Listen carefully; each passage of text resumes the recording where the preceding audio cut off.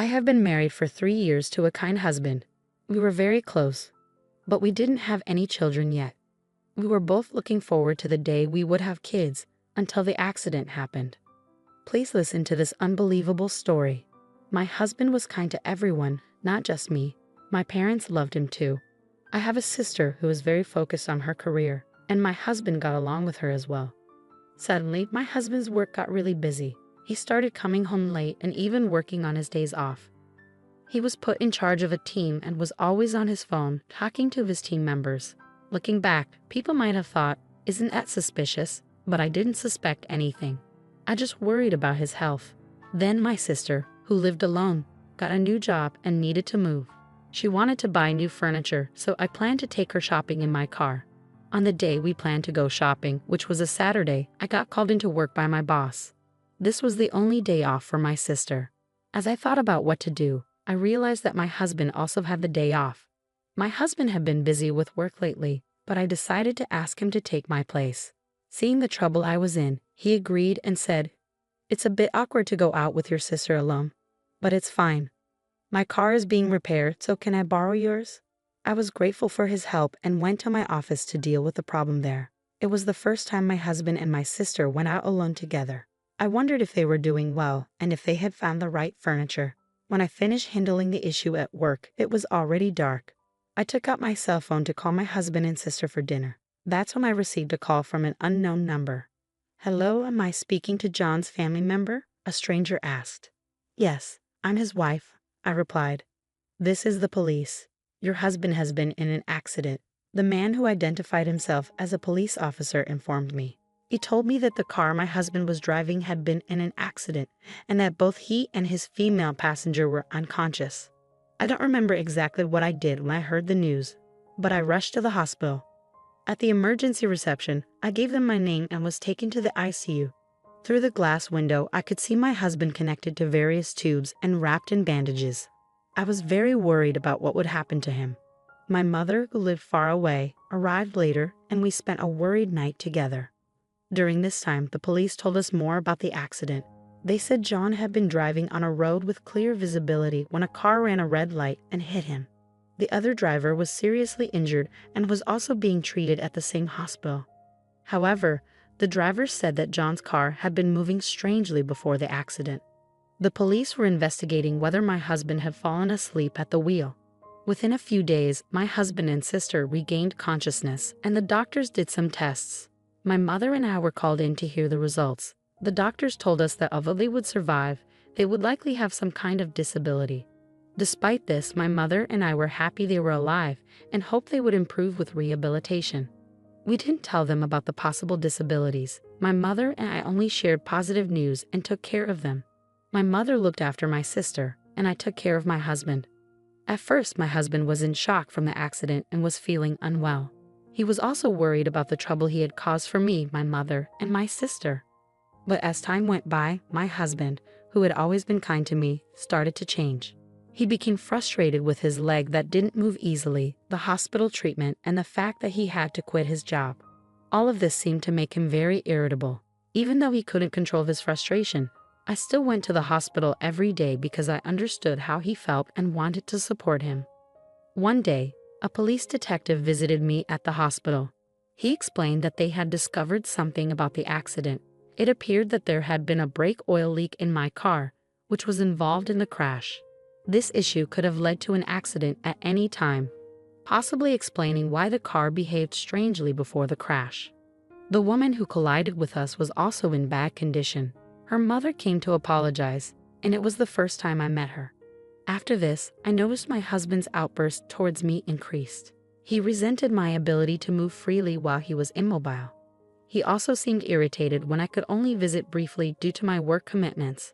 He began giving me orders and directing his frustrations at me if I didn't meet his expectations. He threw things and complained about his hospital room, even objecting when I went out to get my own lunch. His demands became more unreasonable over time. I sympathized with his situation, but I had to work to support us financially and handle numerous responsibilities like liaising with the police and managing hospital communications. I barely had time to catch my breath. My husband's behavior became increasingly intolerable, and I felt trapped. My sister seemed to be struggling similarly, and my mother grew more exhausted by the day. I heard that my sister's demands on our mother, who wasn't employed, were becoming overwhelming as well. When I couldn't make it to the hospital, both my husband and sister seemed to have learned about the possibility of remaining paralyzed despite rehabilitation. Then there was the revelation about my car's brake oil leak. My sister said, "Hey, I heard your car was leaking oil. You were responsible for maintaining it. Now I can't work or recover properly because of this. Mom seems upset, and your husband is in the same situation. You're now responsible for caring for both of us for the rest of your life." My sister's accusations caught me off guard. I called my mother, who explained that my sister had been struggling mentally for a while.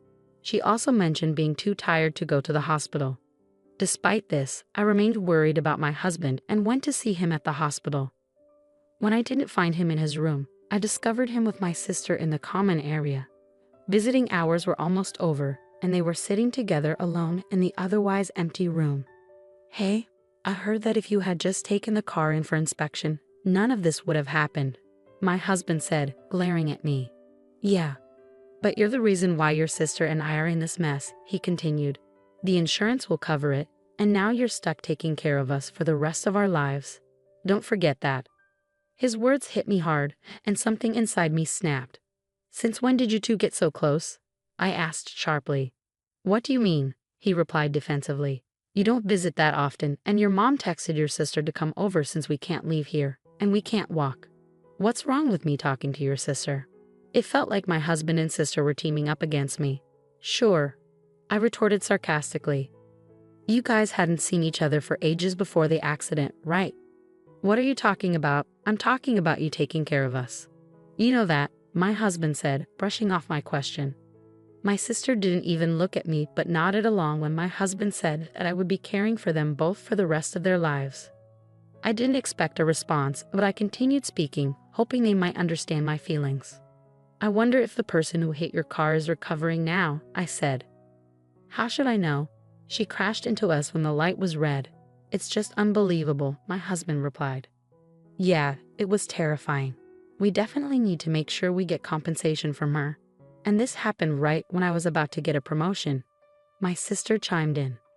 If I didn't interrupt, they would just keep complaining, so I decided it was time to tell the truth. "There's something you both need to know," I began. "What is it?" my husband asked. "Firstly, I did have my car inspected before the accident," I revealed. "Did you? Then the dealership should be held accountable. They must have known about the brake oil leak," he responded. "I agree.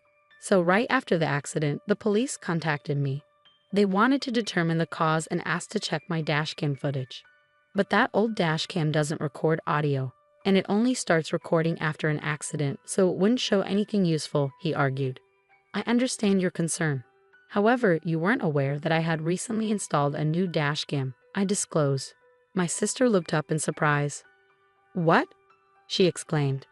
As the truth unfolded, my sister's face turned ashen. "I also installed an interior camera," I continued calmly. "Modern dashcams can start recording with even a slight jolt. The police have already reviewed the footage." My husband appeared bewildered, and my sister looked on the verge of collapsing. "You were hiding something, weren't you?" I confronted her directly. I don't understand," she stammered. "You tampered with the car." My husband started to panic. "How can you accuse my sister like that? You're talking to her as if she's your enemy."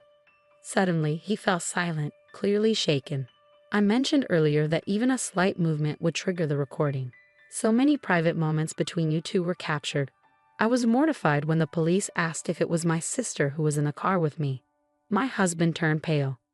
"You've been having an affair all this time. I trusted you completely."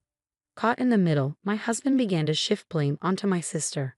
"Mary isn't the only one responsible here." At that moment, the mother of the woman who had crashed into my car arrived at the hospital room. I had invited her to come over. "Don't you have something to say to her?" I asked pointedly. My sister was caught off guard by the presence of the small, tearful woman. "Wait, who's this?" she asked, bewildered. "She's the mother of the woman who crashed into us. She should be taking responsibility for all of this," I clarified. My husband, who had been speaking, fell silent upon seeing the woman's tears. "She's the mother of the woman who crashed into us. Her name is Alice," I added, hearing a woman's name. My husband turned pale, and my sister began to panic. What? Who is she? Do you know the woman who was driving? So they knew it was your car, and she crashed into it? My husband asked, clearly taken aback. Seeing my husband struggling, I decided to explain the situation to my sister. She was having an affair with John. He had promised her a divorce, but he didn't follow through. When Alice claimed she was pregnant with his child, John insisted she get an abortion. After that, he cut off contact with her, and she wanted revenge by hurting me. Wait, so that means my sister began to piece it together. Yes, you were simply in the wrong place at the wrong time, I confirmed.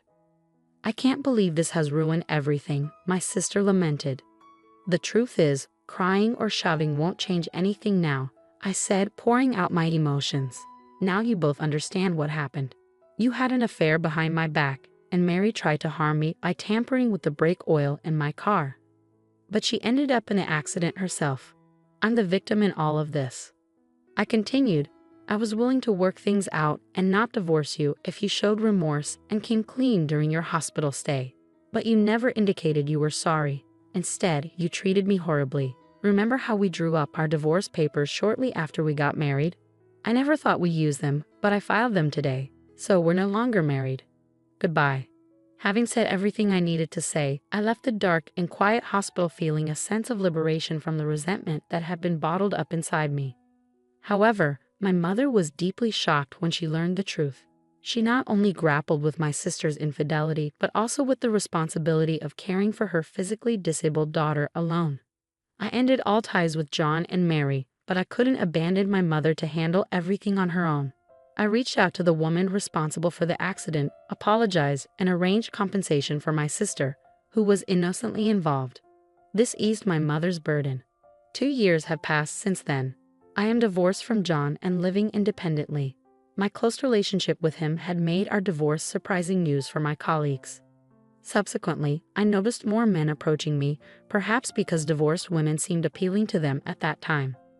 Despite this, thoughts of my ex-husband lingered, making it hard for me to consider dating again. Instead, I focused on advancing my career by studying for a certification exam and enrolling in an online business school after work. When I was married, I had never imagined pursuing such goals. Unlike my sister, who was dedicated to her career, I had never envied that path. Yet here I was naturally drawn to it. Life, I reflected, is unpredictable. Since then, my ex-husband moved back to his parents' house where he's facing criticism from his relatives for his behavior towards me. His mental state has deteriorated, and there have been reports of violent outbursts causing trouble for those around him. Meanwhile, my sister also returned home but struggled with mental illness, displaying self-centered behavior.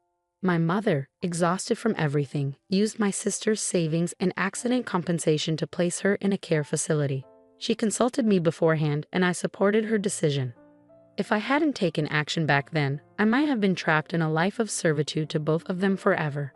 It's something I never foresaw.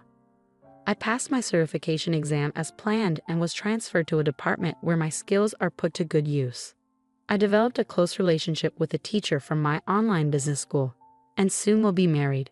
He's not just kind to everyone but incredibly caring towards me.